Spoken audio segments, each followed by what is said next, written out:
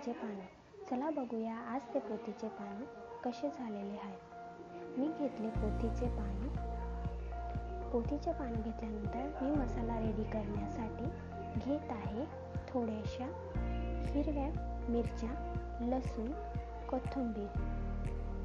त्याप्रमाणे माझा पेस्ट पूर्णपणे रेडी झालेला आहे. आता मी घेत आहे बेसनाचे पीठ. तुम्ही तुमच्या आवडीप्रमाणे बेसनाचे पीठ घेऊ शकतात.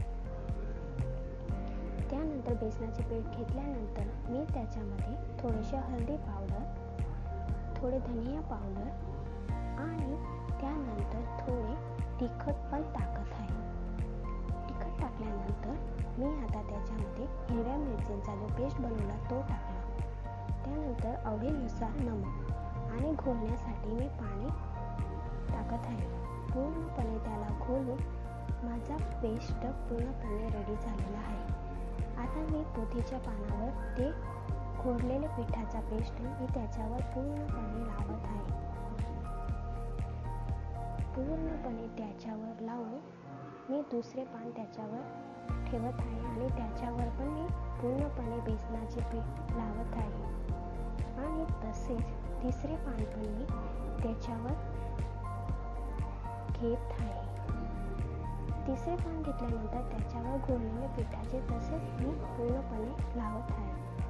अशा प्रमाणे माझे पूर्णपणे पीठ लावलेले गेले आहे आणि त्यांना वाढत आहे. वाढल्यानंतर सोबत मी ते बेसनाचे घोळलेले पीठ सुद्धा त्याच्यावर लावत आहे. ज्या प्रमाणात वाढत जात आहे त्याप्रमाणे मी घोळलेले पीठ त्याच्यावर लावत आहे. अशा प्रमाणे माझे पूर्णपणे रेडी झालेले आहे. आता रेडी होऊन मी त्यांना 20 ते 25 मिनिट बाफण्यासाठी ठेवत आहे. बाफण्यासाठी तुम्ही त्याच्यावर झाकण ठेवून द्यावे आणि बघावे. नंतर 20 ते 25 मिनिटानंतर त्याचे कलर थोडा चेंज झालेला आहे.